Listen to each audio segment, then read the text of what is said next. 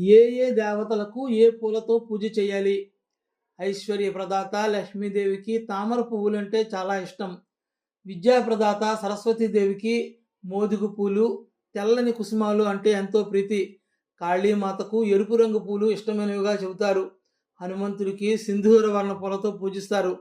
శ్రీకృష్ణుడికి పారిజాతాలంటే చాలా ఇష్టం. బంతి పూలను తలపించే కదంబ పుష్పాలంటే కూడా కృష్ణ పరమాత్మనికి మక్కువ ఎక్కువ.